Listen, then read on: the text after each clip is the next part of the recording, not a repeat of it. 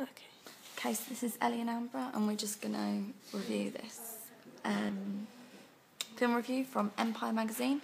It's from April 2012, and it's about The Grey.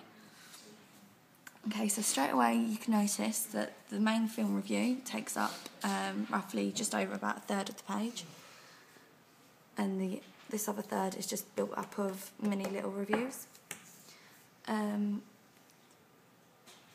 Straight away you can see that they've given a verdict, which automatically attracts the attention of the audience because it's a 4-star and you would assume that it'd be very good.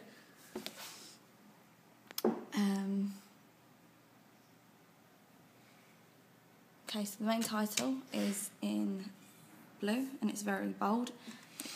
The blue could represent the how the film is, because the film is all about being in the Antarctic with the snow and the ice.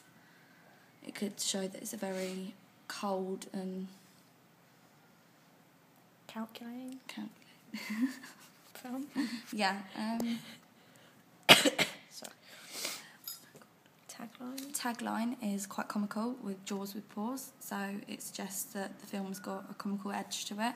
And also up here, it's got the extreme country file proved a hit with viewers. So again, it's kind of making a comic remark, which makes the audience interested and keeps them entertained. And also the fact that they said it, Jaws with paws. You know, the film Jaws is quite an action film. You know, one of the best of its time, with Steven Spielberg, very famous for. So, you know, suggesting that it's going to be an action film. You know, action-packed sort of drama. And also Liam Neeson, he's known for his action dramas as well. So again, you associate the actor with that sort of genre of film. It's quite interesting that the size of the photo compared to the 5-year engagement, it only takes up a third of the page. Yeah, a little bit, where the text overpowers the actual image this time, so they've got a lot more to say. In this little bit, they're telling you when it's released, certificate, director, cast, running time and plot. So it's giving a general feel of what it is about. So you get a general idea of like what the film's going to be about. And the fact that they listed the cast, well, it says Liam Neeson, Frank Grillo, Dermot Mulroney, James Birchdow. Well, straight away, Liam Neeson, as Ellie said earlier, he's recognised. He's a very good actor. And Taken too. I mean, when I saw that this film was released, I automatically wanted to see it because of Taken and Taken 2 and how I really liked him as an actor. Good performance that he gave. I knew that it was going to be a quality film to watch. I mean, they've got these use of these bold lines here. So you've got this yellow one. Oh, sorry, my hands are bigger than I thought. Yellow line. Oh, thanks. And then the black thick line as well. So, you know, it's kind of underlining the title and then kind of cutting off that, but then bringing it into the next section. So it's kind of letting it flow through. Again, in certain over-excitable corners of the blogosphere. So you've got this first bit's in bold, so it makes you. So once you've read this little bit, you're thinking, all right, next bit. Watch it. So you know the actual article brings your eye down and draws you through it, which is good. It's also got the name of the person who wrote it in bold.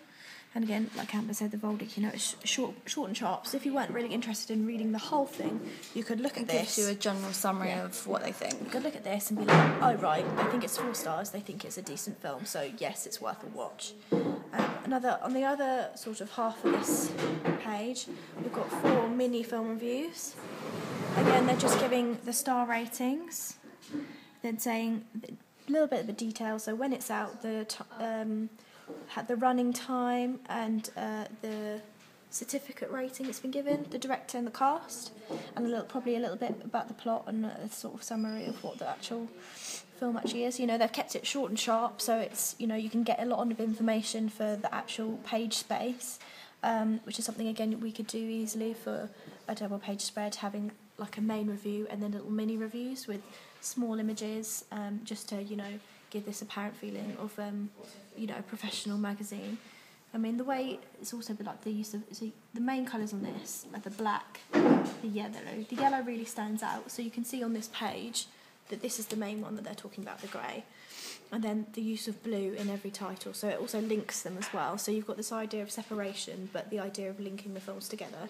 So it would suggest that they're of similar genre or similar styling of film, perhaps, which is why they've been put on sort of like the same page. So even if the similarities to do with the release date or something, that the fact that they're in the cinema now, or whatever it may, they are somehow linked with the use of the colours that have been used in the page. I mean, it's nothing too powerful, so you really pay attention to what's been written. Nothing's too like in your face, and you don't feel like it's too many colours for the eye, and it's not sort of overpowering. Also, you've got good, like, between the text, you've got a good, like, barrier. So again, you don't feel overwhelmed with text, which is and it's not something to remember. A silly amount of text. It's enough to give the viewer the amount of information they need without overpowering it and getting halfway through it and thinking, I don't even want to finish it anymore. Yeah, it's keeping them... the audience attracted, and yeah. obviously the language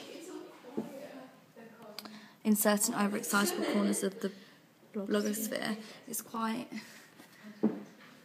Again, it's informal. Yeah.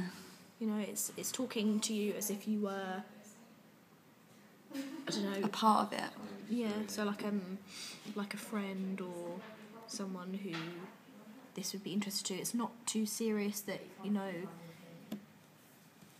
it's not too formal the way the text is written.